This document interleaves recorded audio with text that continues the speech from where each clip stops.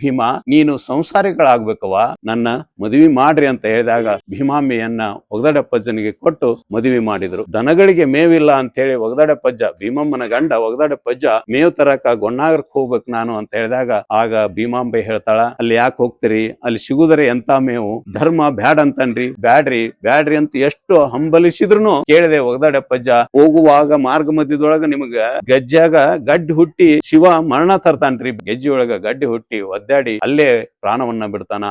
ಭೀಮಾಂಬಿಕೆ ತಲೆಯಾಗಿರ್ತೈತಿ ಆಕಿಗೆ ಅದಾಗ್ತೈತಿ ಅನ್ನುವಂತ ವಿಚಾರ ಅದಕ್ಕೆ ಯಾರಿಂದ ಗೊತ್ತಾಗಿರ್ತೈತಿ? ಧರ್ಮರಾಯನಿಂದನ ಗೊತ್ತಾಗಿರ್ತೈತಿ. ಧರ್ಮರಾಯ ಅಂದ್ರೆ ಧರ್ಮರಾಯ ಅಂದ್ರೆ ನಂದಿ. ಭೀಮಾಂಬಿಗೆ 3 ಮಕ್ಕಳು. ಆಕಿ ಧರ್ಮನ ಆರಾಧಕಳು, ಧರ್ಮನನ್ನ ಪೂಜೆ ಮಾಡ್ತಕ್ಕಂಥವಳು. ಆಕಿ ಇಟಿಗೆ ಕರ್ಕೊಂಬಾ ಅಂತ ಹೇಳಿ ಸಕ್ರಪ್ಪಜ್ಜ ಅರ್ಜುನಪ್ಪಜ್ಜನ್ನ ಕೊಪ್ಪಕ್ಕ ಕಳಿಸ್ಕೊಡ್ತಾನ. ಧರ್ಮನ ಗದ್ದಿಗೆಯನ್ನ ಅಲ್ಲಿ ಕಟ್ಟಾಕ್ ಹೋಗ್ತಾರ ಕೊಪ್ಪದೊಳಗ. ಆದ್ರ ಕಟ್ಟಾಕ್ ಹೋದ್ ಕೂಡ್ಲೆ ಅರ್ಧಕ್ ಹೋದ್ ಕೂಡ್ಲೆ ಗದ್ದಿಗೆ ಕಳಿಸಿ ಬೀಳಾಕತ್ತು. ಭೀಮಾಂಬಿಕೆಯನ್ನ ಅರ್ಜುನಪ್ಪಜ್ಜ ಕರ್ಕೊಂಡು ಇಟಿಗೆ ಬರ್ತಾನ. ಅಲ್ಲಿಂದ ಭೀಮಾಂಬೆ ಇಲ್ಲಿ ಬಂದ ಮೇಲೆ ಪವಾಡಗಳು ಪ್ರಾರಂಭ ಆದವು.